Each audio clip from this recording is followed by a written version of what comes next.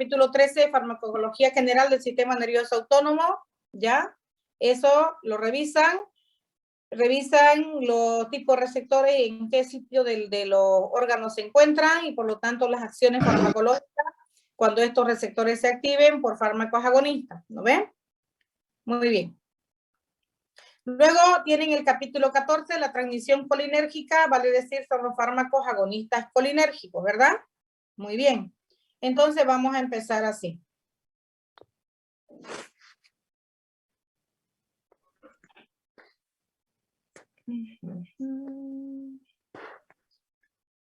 Ya.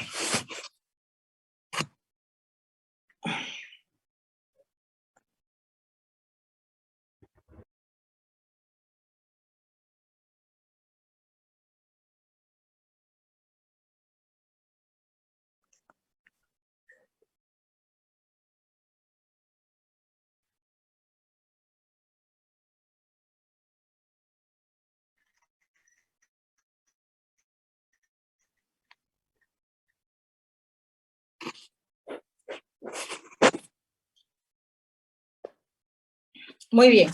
Entonces, para poder, digamos, entender el sistema nervioso autónomo, es un órgano operativo del sistema nervioso central, al igual que el sistema nervioso periférico. El sistema nervioso autónomo regula la mayoría de las funciones viscerales de manera inconsciente, sin el concurso de la conciencia. ¿Ya? Decimos la mayoría porque es que no lo regula todo, pero la mayoría de los órganos viscerales son regulados a través del sistema nervioso autónomo simpático y parasimpático. Para lo cual, entonces, supónganse que este sea el órgano, corazón, o que sea,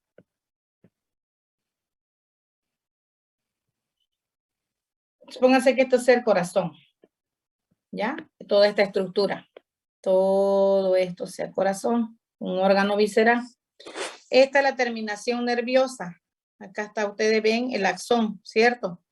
Entonces, la terminación nerviosa es el axón, tiene vesículas llenas de neurotransmisores, que cuando hay un estímulo que ingresa primero sodio, se despolariza, ingresa calcio, el calcio lo que hace es empujar, hacer de que estas vesículas cargadas de neurotransmisor se unan a la membrana presináptica y liberen su contenido hacia afuera.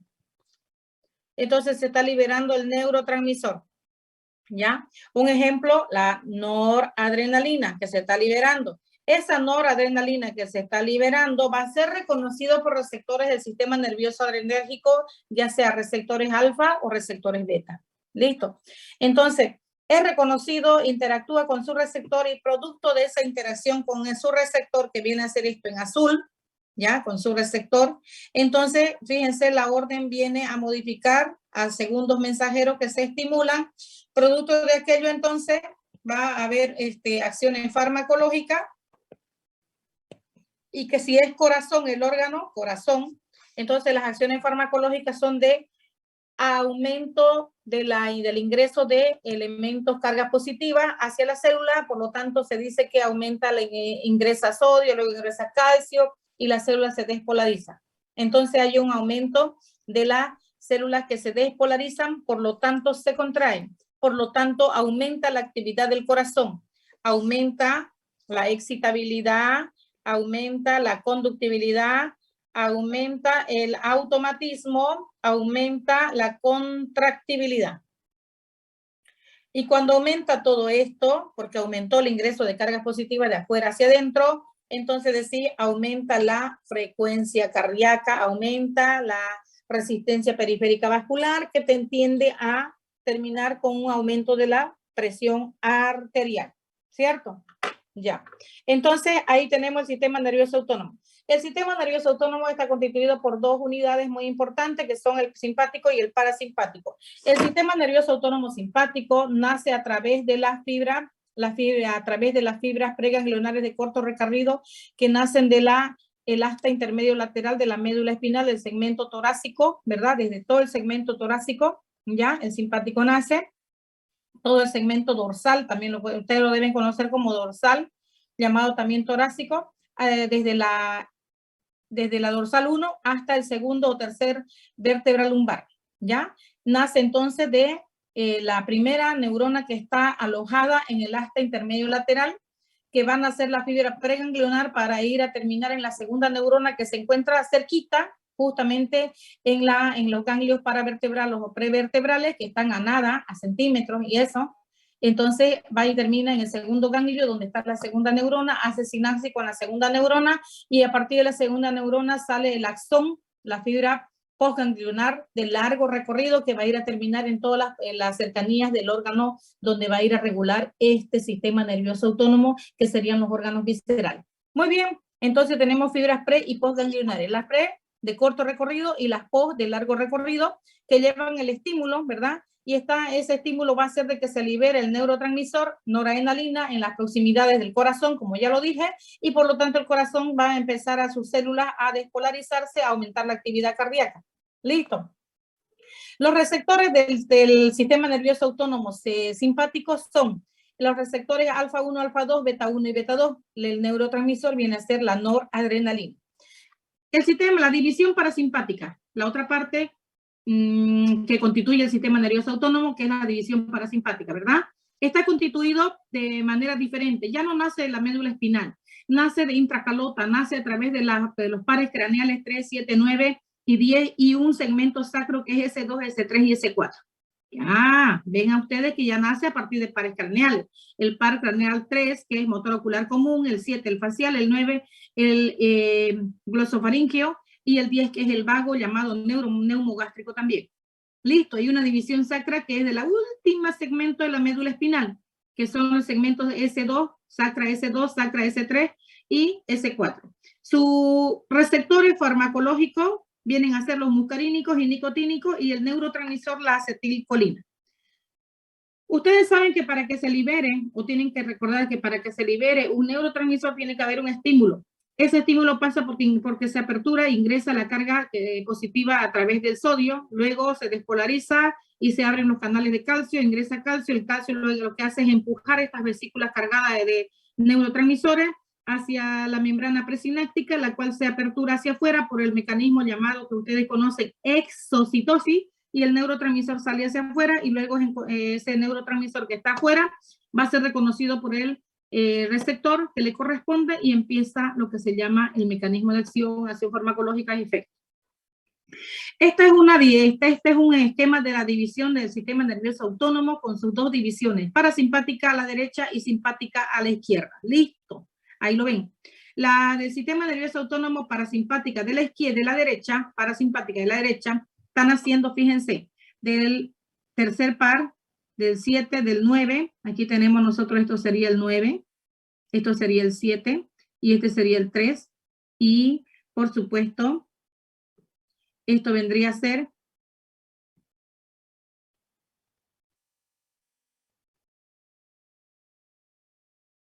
todos estos vienen a ser el par 10, neumogástrico o vago. Listo.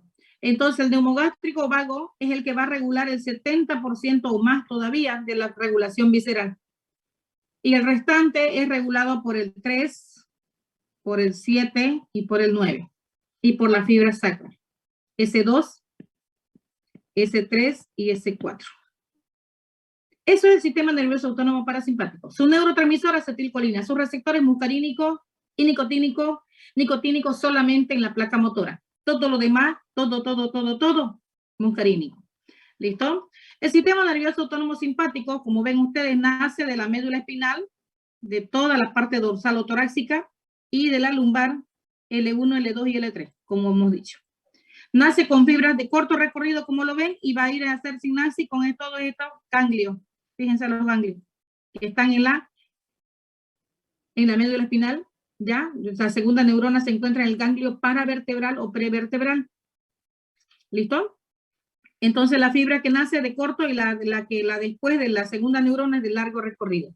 Cosa inversa en el parasimpático. Fíjense en el parasimpático, la fibra preganglionar, la preganglionar es de largo recorrido y la postganglionar es de corto recorrido. ¿Se entiende o no? Hola. Sí, doctora. Sí, doctora, se entiende. esta sería la postganglionar de corto recorrido y esta sería la preganglionar de largo recorrido en el caso del parasimpático. Y en el caso del simpático, miren, esta es la pre corta y esta es la post larga. ¿Listo? En esto no me permite poner los colores, ni modo. Ya. Muy bien. Y aquí vienen las acciones de manera sencilla y rápida. Vamos a decir que la fisiología es tan sabia como ninguna, la fisiología. Entonces tenemos el simpático y el parasimpático. En el simpático, si vemos a nivel del ojito, hay una dilatación, se contrae, perdón, en el simpático. En el parasimpático, ahí se contrae la pupila y en el simpático se dilata. Aquí está al revés. Aquí está entonces simpático versus parasimpático. Cuando estamos bajo la acción de fármacos agonistas colinérgicos, van a hacer lo mismo que la naturaleza fisiológica del ser humano. Cuando nosotros estamos bajo el control del parasimpático, tenemos entonces que la pupila tiende a reducirse, la ventanita se achica y por lo tanto si hay mucho sol no nos va a dañar el nervio óptico. Esa es la idea. Sin embargo, cuando estamos en la oscuridad, estamos bajo el dominio del simpático, no podemos ver, la pupila se dilata lo más que puede para poder permitir entrar, aprovechar toda la luz posible para poder que nosotros podamos ver. Eso es lo que sucede.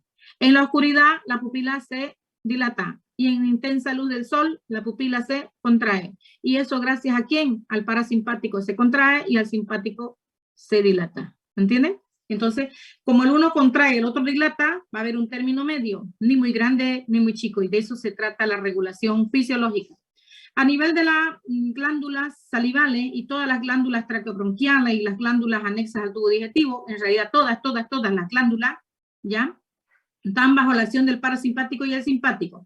El parasimpático lo que hace es aumentar la secreción glandular y el simpático disminuir la secreción glandular. Disminuye la secreción glandular y este aumenta la secreción glandular. ¿Listo? Entonces, lo mismo pasa en el corazón. En el corazón, bajo la acción del parasimpático, el corazón disminuye las propiedades del corazón y por acción del simpático aumenta las propiedades del corazón. Por lo tanto, un término medio es una frecuencia cardíaca de 60 a 100. Si estuviera solo bajo la acción del simpático, sería más de 100. Si estuviera solo bajo la acción del parasimpático, sería menos de 60. Y entre los dos nos mantienen un término medio de 60 a 100 latidos por minuto. En la vía respiratoria es lo mismo. El parasimpático produce broncoconstricción y el simpático broncodilatación. Y entre los dos mantienen un tono adecuado hasta que hay un problema de salud y va a llevar la regulación hacia un lado nada más. A nivel del tubo digestivo, lo mismo, por la acción del parasimpático vamos a tener un aumento del peristaltismo gastrointestinal, aumento del vaciado gástrico, aumento de las secreciones glandulares y por parte del simpático lo contrario, una disminución de peristaltismo gastrointestinal, una disminución de las secreciones glandulares y disminución o aumenta el vaciado gástrico, el tiempo de vaciado gástrico. A nivel de lo que viene a ser la glándula anexa al tubo digestivo más importante, que es el hígado, las glándulas grandes. El hígado entonces está bajo la acción del sistema nervioso autónomo, en este caso, simpático, a nivel del metabólico.